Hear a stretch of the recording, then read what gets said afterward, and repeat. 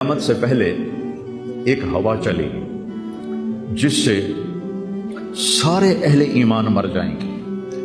ایک کلمہ گو مسلمان دنیا پہ زندہ نہیں بچے گا، صرف غیر مسلم ہوں گے، ایک بھی لا الہ الا اللہ کہنے والا نہیں ہوگا.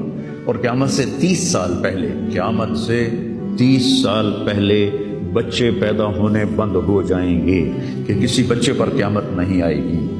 یوم تذہل کل مرضعۃ عما ارضعت، وہ ہولناکی بتانے کے لیے تشبیہ ہے. وہ یہ نہیں کہ ایسا ہو رہا ہوگا، کیونکہ بچہ تو کافر کا بھی ہو وہ معصوم ہے، مسلمان کا بھی ہو تو وہ معصوم ہے. اس لیے آپ نے کہا کہ سارے جو نابالغ مرتے ہیں وہ جس مذہب کے بھی ہیں سب جنت میں جائیں، چونکہ ان پر تو بھی شریعت لاگو ہی نہیں ہوئی ہے. اور سارے بچے حضرت ابراہیم علیہ السلام کے پاس چلے جاتے ہیں. تو حدیث پاک میں آتا ہے جتنے اہل ایمان کے بچے بالغ ہونے سے پہلے، پیدا ہونے سے لے کر 15 سال سے پہلے تک جب فوت ہو جاتے ہیں، سب حضرت ابراہیم علیہ السلام کے پاس ہوتے ہیں، ساری نسل ابراہیم علیہ السلام کے پاس. اور وہ ان کے باپ ہوتے ہیں اور ان کے ساتھ وہ اپنی وہاں کی جنت کے مزے لیتے ہیں. پتہ نہیں کیا لیتے ہیں، ان کو کوئی نہیں پتہ. بس آپ نے اپنے بیٹے کے بارے میں فرمایا، حضرت ابراہیم رضی اللہ تعالیٰ عنہ علیہ السلام، چونکہ وہ ابھی ماں کا دودھ پیتے تھے، ان کا انتقال ہو گیا، تو آپ نے فرمایا اللہ تعالیٰ نے جنت میں ایک حور کو مقرر کر دیا ہے ابراہیم کو دودھ پلانے کے لیے. سبحان. اور کسی بچے کے بارے میں ایسی بات نہیں ہے. تو ڈران والی گل کوئی نہیں، ساڈو تے قیامت نہیں ہوندی.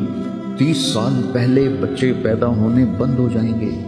قیامت 30 اور 30 سے اوپر کی عمر کے لوگوں پر ہوگی، اور وہ جانوروں کی طرح ہوں گے، سڑکوں پہ زنا کریں گے، اور ہر انسانی جو اخلاق ہیں ان سے وہ خالی ہو جائیں گے. یہ امت کے اوپر امتحان ہے. ہمارا ایک ساتھی ہے وہاں کینیڈا میں، اس نے مجھے خواب سنایا کہ میں نے دیکھا کہ غزہ کے جتنے شہداء کے بچے ہیں وہ آسمان پہ تیر رہے ہیں، اور اللہ کے نبی ہر آنے والے کا استقبال فرما رہے ہیں. تو ہمیں دیکھنے میں تو بڑا ظلم نظر ہے، ظلم ہے بھی صحیح، لیکن ہماری تو موج ہے، تو سارے جنت میں گئے. جتنے بڑے شہید ہوئے وہ بھی جنتی، عورتیں شہید ہوئیں وہ بھی جنتی، مرد شہید ہوئے وہ بھی جنتی. اور بچوں کا تو میں نے کینیڈا میں ایک نوجوان خواب دیکھ رہا ہے، رائیونڈ کا پڑھا ہوا ہے، عالم ہے، کہ میں نے خواب دیکھا کہ غزہ کے شہداء کے بچے آسمان پر تیر رہے ہیں اور اللہ کے نبی ہر آنے والے بچے کا استقبال فرما رہے ہیں. ساڑی تو موج ہو گئی. ہمیں دیکھنے میں موت نظر آتی ہے، حقیقت میں دیکھو ایک ہوتا ہے کامیاب ہونا اور ایک ہوتا ہے فتح پانا، ایک ہوتا ہے ناکام ہونا اور ایک ہوتا ہے شکست کھانا.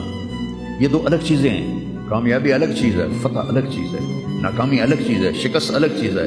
کربلا کے میدان میں سب سے مقدس خون بہایا گیا، سب سے پاکیزہ خون بہایا گیا، اور ان سب کو شکست ہو گئی، اور وہ سارے گردنیں کٹوا کے نیزوں پہ چڑھ گئے. لیکن وہ ناکام نہیں ہیں، وہ کامیاب ہیں. انہیں شکست ہوئی ہے، انہیں ناکامی نہیں ہوئی، وہ کامیاب ہیں. اور شمر کا لشکر وہ فتح پایا ہے، وہ کامیاب نہیں ہے، انہوں نے فتح پائی، کامیاب نہیں. ابن زیاد کی گردن کٹ کے جب لائی گئی مصعب بن عمیر کے سامنے،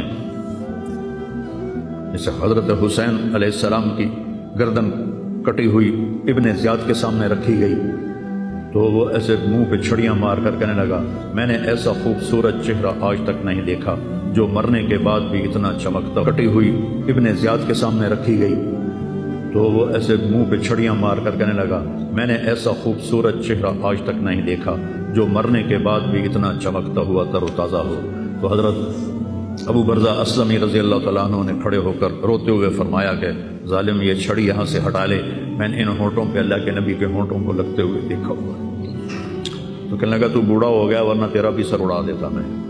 تو جب اللہ تعالیٰ انتقام لینے پر آئے اور ابن زیاد کو قتل کیا گیا اور اس کی کٹی ہوئی گردن آئی حضرت مصعب بن عمیر کے سامنے، تو ایک دم مجمع میں ہلچل مچی. جا وہ آیا.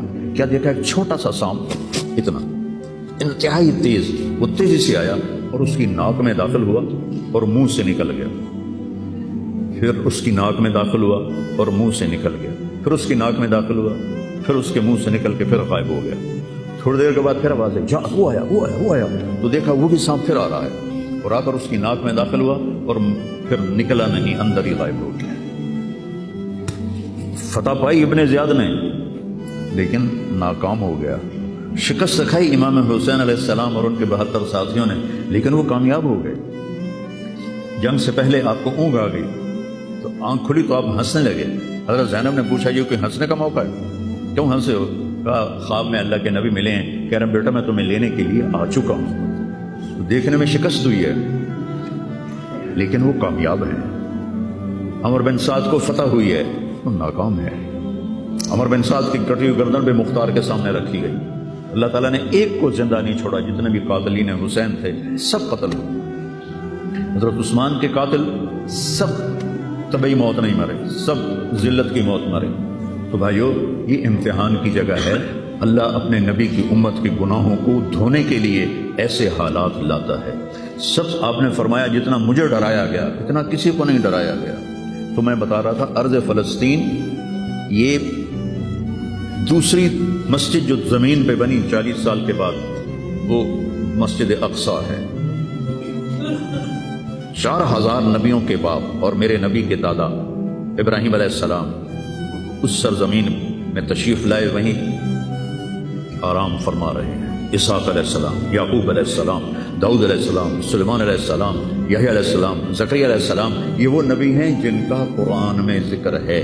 اس کے علاوہ بھی سینکڑوں نبی ہیں جن کے نام نہ تاریخ میں ہیں نہ قرآن میں ہیں، جو اس سرزمین کے اندر ہیں۔ یہ معشر کی سرزمین ہے، یہ نبیوں کی سرزمین ہے۔ میرے نبی نے فرمایا ارض المنشر والمحشر، یہ محشر کی سرزمین ہے اور دوبارہ زمین سے باہر نکلنے کی سرزمین ہے۔ اور پہلا بڑا معرکہ روم اور صحابہ کے درمیان ہوا تھا فلسطین میں، اجنادین کے مقام پر، جو آج رملہ کہلاتا ہے۔ رملہ کے قریب یہ روم کی تعداد